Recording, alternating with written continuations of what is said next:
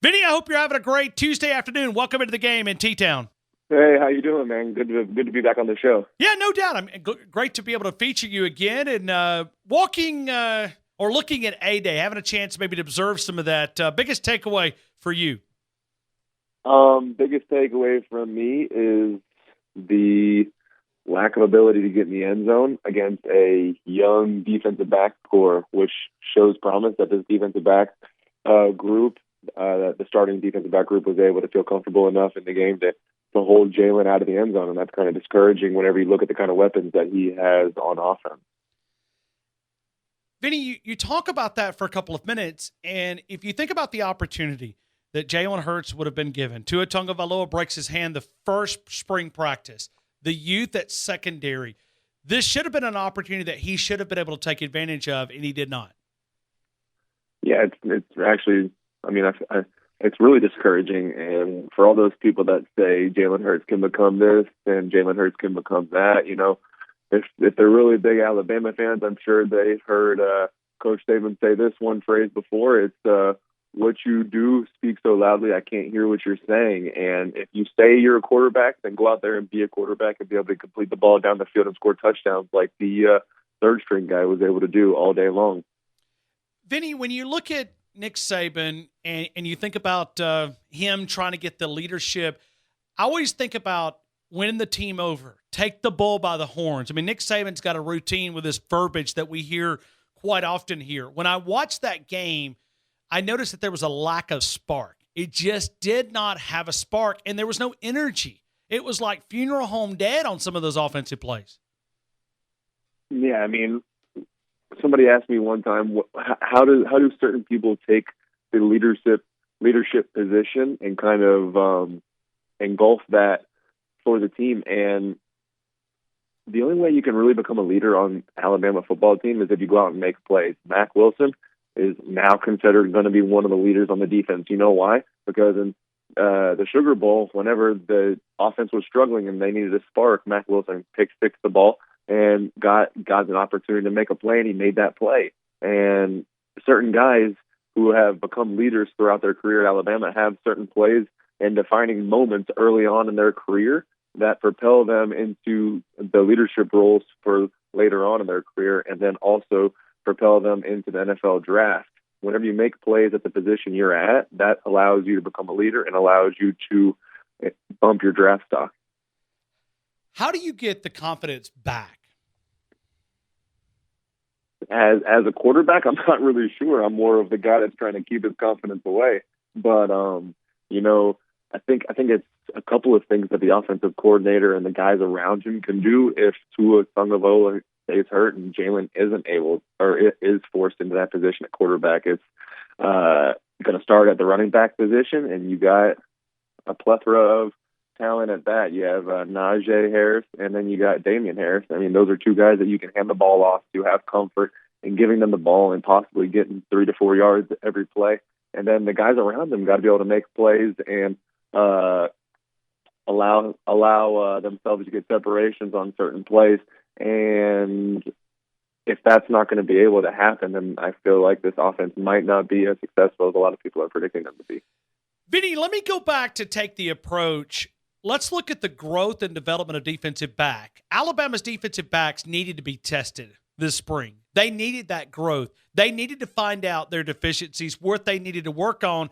In a lot of ways, this spring was not what they anticipated because they didn't get tested like we thought they would by Tua Tagovailoa.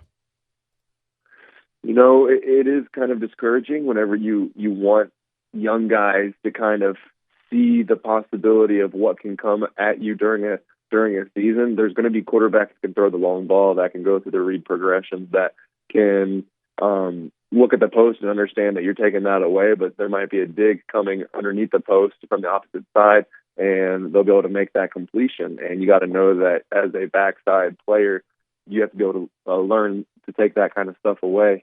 And not being able to get that developed and not being able to get those certain things on film and learn from it can be rough. And can if that continues throughout camp, you might see these younger guys giving up the big plays early on in the season and having to learn during the season instead of being able to learn during practice. Vinnie Sunseri right now with us, former defensive back at the University of Alabama. We're spending some time here talking about Alabama's A-Day. Let me go to the defensive side of the football and stay there. Linebackers, front seven, Raekwon Davis, Isaiah Buggs. You mentioned Mac Wilson earlier, but those guys were having fun on Saturday. I mean, they were flying around the football. They were aggressive, and maybe this defense is going to be a typical Nick Saban aggressive style defense that we've come to expect in his 12 years here in T-Town. There's no doubt that this front seven is going to be something special. You have a plethora of talent up front, and they're going to be able to stop the run. They're going to be able to put pressure on the quarterback. But if offenses are able to max protect, keep certain guys in certain situations, it's going to be hairy to see if these DBs, these young guys, can lock down and give the front seven an opportunity to get sacks and put pressure on the quarterback at a consistency. Vinny, how do you guys block out the noise? And I'm talking about media noise. ESPN, this program, obviously we've been around forever. Talk radio, newspapers, blogs, message boards, Twitter, social networks. Being a player, how do you block that negativity out?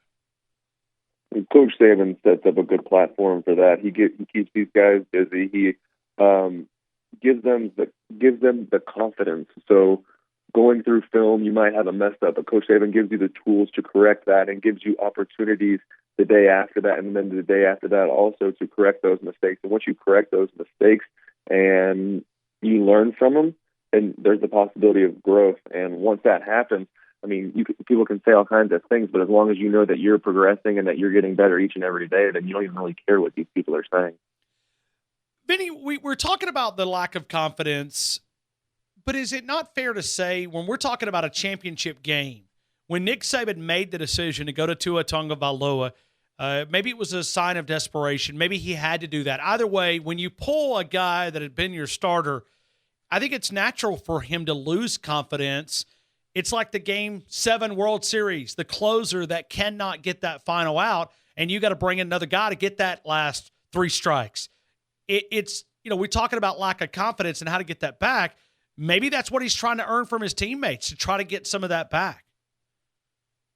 It might be a lack of confidence. It might be him trying to earn back the approval of the guys around him and kind of get their support for him again. But I kind of keep continuing to go through his past 2 years. Every game, he was winning the game with either his legs or giving the ball screen passes or quick hitters. He was never able to go through his read progression all throughout the year.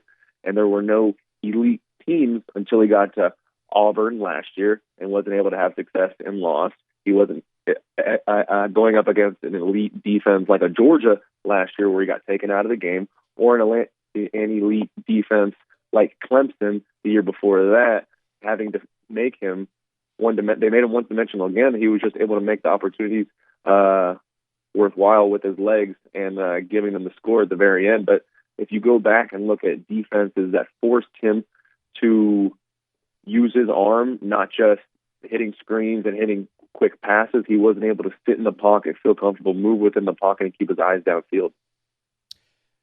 Vinny, did you have a chance to look at the article on Bleacher Report with Matt Hayes and his father talking about if he's the backup quarterback, he'll be the biggest free agent in college football history? Did you have a chance to see some of that?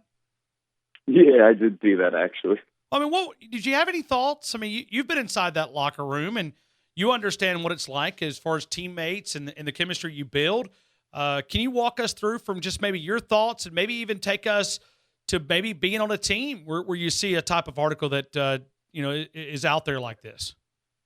If you see something like that, you're on the team thinking, well, I mean, if I'm fighting for this guy right now and his dad's already talking about him becoming a free agent, why am I fighting for him? Let's give Tua the opportunity. Let's let this other guy, Mac, come in and have an opportunity to be the backup and show us what he can do. And he showed us what he was able to do in A-Day, and I thought it was some good stuff. And, he might be the biggest free agent in college football this year if he ends up deciding to leave. But I can guarantee you, if he stays a quarterback, he'll never be the biggest free agent in the professional level. But Vinny, when you look at Jalen Hurts, if you were defending him and you were setting up, because, man, you've been in film rooms since you were probably an early teenager. You know the way that these defensive coordinators think. How would you attack it if you were going up against Jalen Hurts from a defensive perspective? How would you attack him?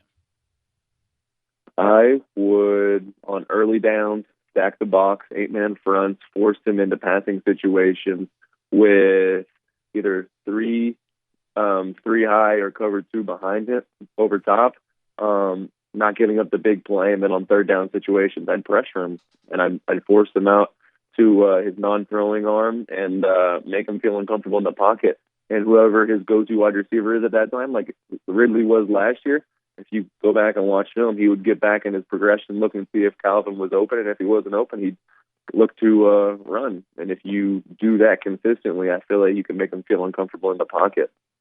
Let me ask you, when you look at Tua Tagovailoa, just the early part, and I know we have a very small sample size, how would you defend him? You know, he did some silly stuff. I'm not going to say he was perfect. I'm not going to say he's already Russell Wilson and Drew Brees, but I'm going to say that the stuff that he showed was very positive. His one touchdown that he threw to Calvin in the national championship, I think, was a bunch of luck. I don't think he was actually throwing it to Calvin. I think he was throwing it to the running back that was behind him in the end zone. But if you look at his first touchdown, the read progression was throw the out route. The guy jumped the out route, so he was able to throw the slant behind him.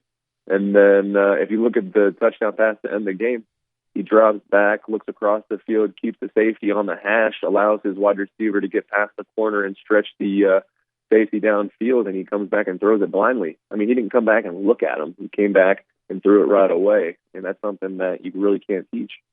Well, Vinny, but when you talk about throwing the football, it's that confidence that he has in that arm to be able to release the football, and I guess maybe every now and then you need a little luck to be on your side.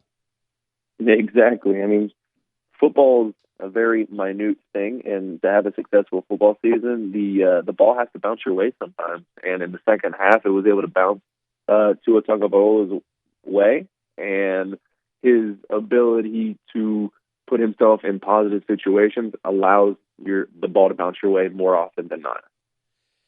Vinny, you've been in this Nick Saban system. You understand it through and through.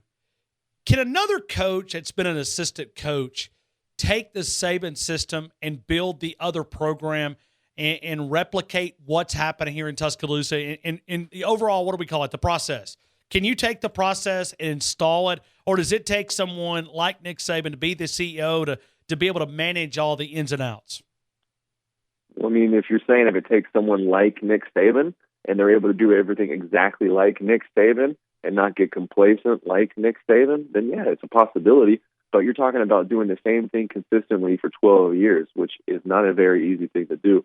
And I think Kirby's replicated it for a couple of years now. But I think to do what Coach Saban has done, he's going to have to continue to do that every day for the next 15 years.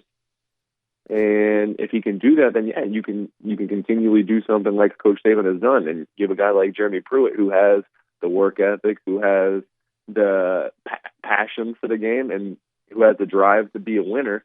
And I think they have the possibilities of doing it, but it all depends on them and their work ethic, and if they're able to consistently do this day in and day out.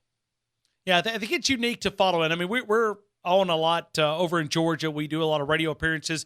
They're on here, and we keep talking about they're going to be the biggest thorn in Nick Saban's side because they know how to attack this guy. And I'm going, I don't know. I mean, I don't really see it that way. I mean, Kirby had Nick Saban against the ropes, and he found a way to come from behind. Yeah, it's going to be one of those like slugfests the next couple of years. I think with Florida getting Coach Mullins, with Sure. Tennessee getting Jeremy Pruitt, and Texas A&M getting Coach Fisher, I really think that the SEC is now the NFL of college football, and you're going to have slugfest after slugfest, and a lot of these teams aren't going to come out of their divisions undefeated. And I think that's just going to take that the college football committee is just going to have to take that into consideration more and more each year by the kind of talent that the SEC is going to be pulling in.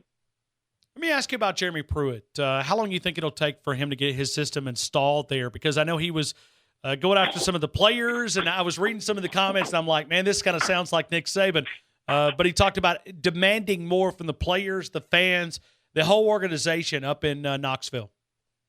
You know, I'm not really sure if he'll be able to get it completely turned around this year, but if I know Coach Pruitt, I know the kind of people that he has around him. He's going to demand greatness, he's going to expect greatness, and he's going to want greatness.